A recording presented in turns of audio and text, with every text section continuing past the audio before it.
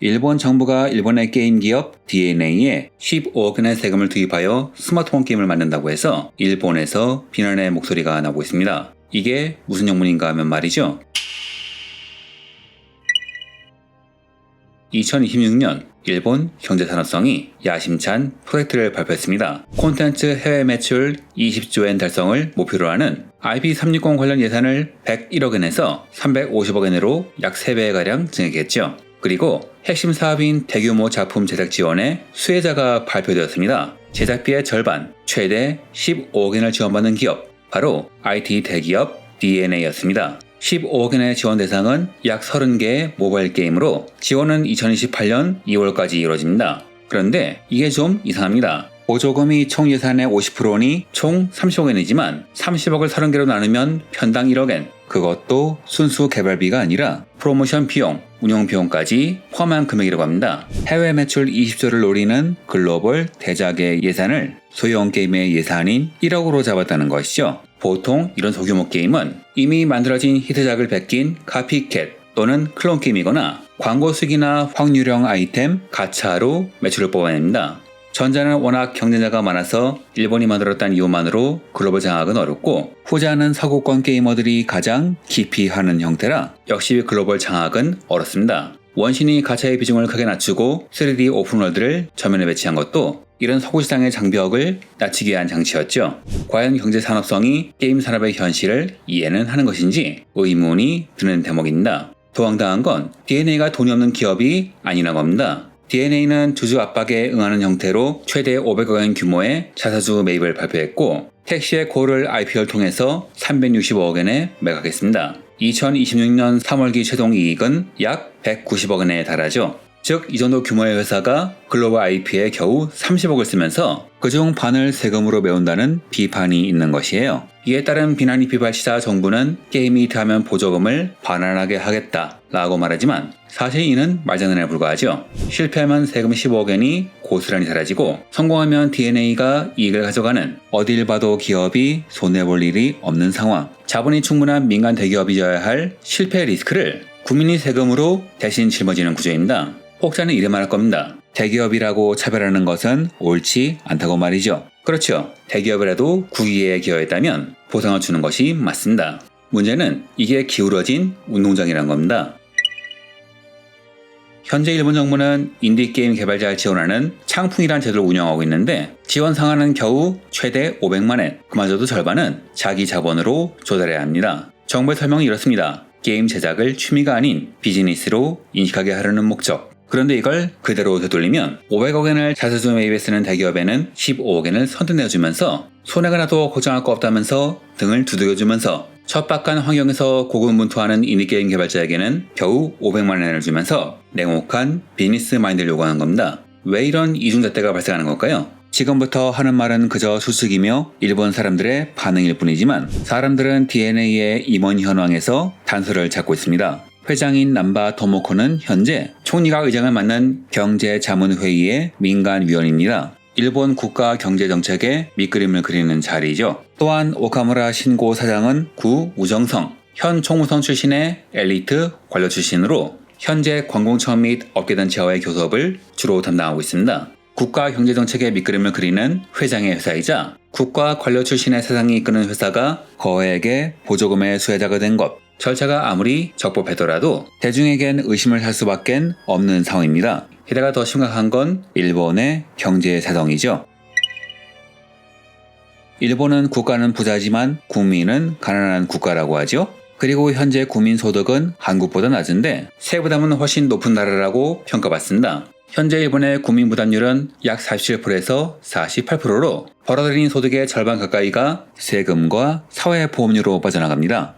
여기에 방위비를 GDP 1%에서 2%로 증액하기 위해서 기시다 정부 때 법인세 방위특별법인세 4%를 추가로 부과했고, 나카시 정부 때는 담배세 인상 및 소득세 부가세 조정을 계획 중이죠. 즉, 외세 위협으로부터 국가를 지킨다는 명목으로 국민들의 허리띠를 졸라매는 마당에 수백억을 움직일 수 있는 대기업의 손을 막아주기 위해서 15억 원을 지급하는 납득하기 어려운 일이 벌어지는 것이죠. 또한 게임을 아는 사람에겐 정말 말도 안 되는 이야기입니다. 클론 게임과 가짜 게임으로 글로벌 시장 진출? 가능성이 없다고 잘라 말하기는 어렵지만 게임 산업의 역사가 증명하는 공식과는 다릅니다. 또한 과거 DNA의 행적을 가만히 보면 우수한 매출을 올린 게임은 존재하지만 전 세계를 휘어잡은 게임을 만든 실적은 제가 조사해본 바로는 없습니다. 그나마 성과가 좋은 게임이 포켓몬 카드 게임 포켓이지만 이건 닌텐도의 IP를 빌린 게임이기 때문에 DNA가 키운 게임이라고는 보기가 어렵겠죠. 오히려 포켓의 매출은 늘었는데 전체 게임 부문의 매출은 줄어들기도 했으니 게임 부문의 건전성도 문제가 있는 회사입니다. 그래서 혹자는 게임 산업을 키울 영향이 없으니 세금으로 투자금을 줄이려는 꼼수라고도 말하죠.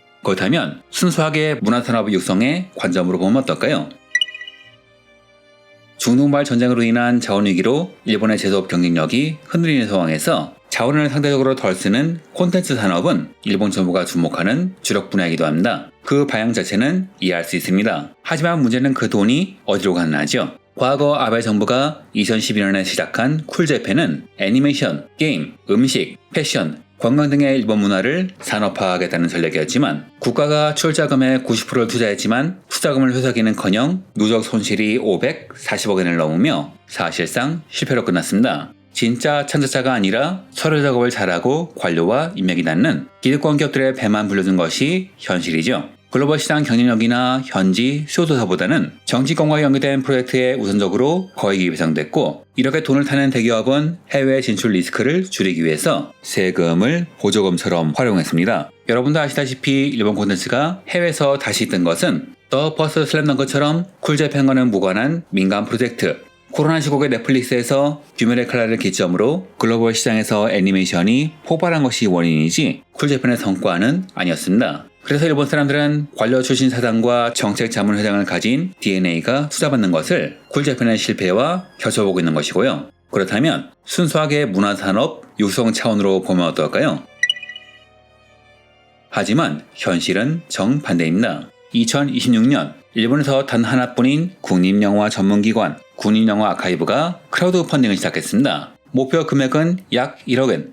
이후인즉 2026년도 운영비 교부금이 전년도 6억 8천만 원에서 3억 5,800만 원으로 44% 급감했고 동시에 자기 수익 목표는 5,400만 원에서 2억 4,800만 원으로 4.5배 이상되었습니다. 연간 고정비는 4억 4천만 원, 받는 돈이 고정비에도 미치지 못합니다. 정부 입장은 이렇습니다. 국가 수입에만 의존하지 말고 자립해라. 문제는 이곳은 과거 일본문화의 산실인 영화를 보존하고 그 영화를 대중에게 보여주며 문화를 보존하는 기관이란 겁니다. 그런 곳에 일반 기업의 지시에도 말이 나올 4.5배 수익을 목표로 삼는다는 것은 오히려 문화 탄압에 가까워 보이죠. 뿐만 아니라 도쿄 국립미술관과 박물관에 대한 공비, 국가지원금 의존도를 낮추라는 방침을 내리면서 교부금 등 전반적인 문화산업의 예산이 삭감되는 상황입니다. 즉 사업성이 보장되지 않는 문화산업의 예산은 줄이는 상황이니 DNA만 특혜를 받는다고 인식되고 있는 것이죠. 비판과 의혹은 충분히 제기했습니다. 그렇다면 제대로 하려면 어떻게 할까요? 제대로 만든 게임이라던가 혹은 성장세에 탄 인디게임에 지원하는 것이 옳지 않을까요? 2023년 1인 개발자 코타케가 만든 8번 출구는 일본 지하철 통로를 배경으로 한 단순한 아이디어 하나로 각 플랫폼 합계 150만 장 이상을 판매했습니다. 이후 니노미야 카즈나리 주연의 실사영화로 만들어져 북미 주말 박스오피스 7위에 오르기도 했죠. 2인 개발팀이 만든 천수의 사쿠나히메, 소규모 팀이 만든 메트로베니아 엔더 릴리스도 각각 100만 장 이상을 판매한 일본의 글로벌 히트작입니다. 그리고 2026년 6월 10일에 발매된 매차 카멜레온, 출시 16일 만에 글로벌 판매량 1000만 장, 2주 연속 스팀 글로벌 주간 판매 1위, 개발자는 단 2명, 가격은 6,550원, 엔화 790엔. 이렇게 글로벌 시장에서 대박이 난 이 일본 게임들은 정부 보조금을 받은 작품들이 아닙니다. 현재 일본 대기업의 간부가 주재하는 기획회의를 통과할 수 있는 작품들은 사실상 틀에 박힌 작품들, 즉 기본 자본에서 새로운 시도가 나오는 것이 극히 어려운 거죠.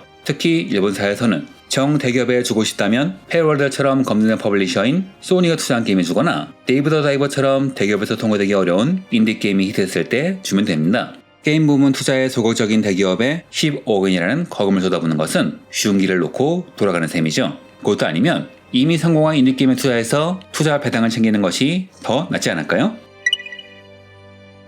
정리하죠. 현대 중동발 전쟁으로 인한 자원위기로 일본의 제조업 경쟁력은 악화되고 있기에 일본 정부는 자원을 상대적으로 덜 쓰는 애니메이션, 게임, 만화 사업에 투자하고 있고 투자 성과를 국민에게 증명하기 위해서 현재 일본 경제산업성은 수익성 높은 콘텐츠 산업에 적극적으로 투자하고 있죠. 즉 여러 가지 관점으로 볼 때 별 성과가 없는 DNA에 주는 것은 제 관점에선 별로 납득이 안 됩니다. 적어도 게임 산업을 수십 년간 지켜본 제 관점에서 판을 흔드는 혁신적인 장르라던가 초대박 히트는 항상 새로운 시도에서 나왔거든요. 반면 관료주의는 언제나 가장 안전하고 거대한 곳에 베팅합니다. 그래서 저는 정부 지원은 개인이나 기업을 지목해서 돈을 직접 주는 것보다 그들이 성장할 수 있는 토양을 만드는 것이 더 옳다고 생각하고, 꼭 대기업에 주고 싶다면 게임 부문에서 성과를 냈던 기업에게 줘야 한다고 생각하기에 이번 사건은 여러모로 납득이 안 갑니다. 일본 대중들의 반응도 마찬가지인 것 같고요. 하지만 일본에서 이런 식의 행정은 개통도 하지 않은 고속도로를 짓는 등 거품 경제 시절부터 마찬가지였기에 어쩌면 예고된 사고였을지도 모르겠군요. 이상 여기까지입니다. 감사합니다.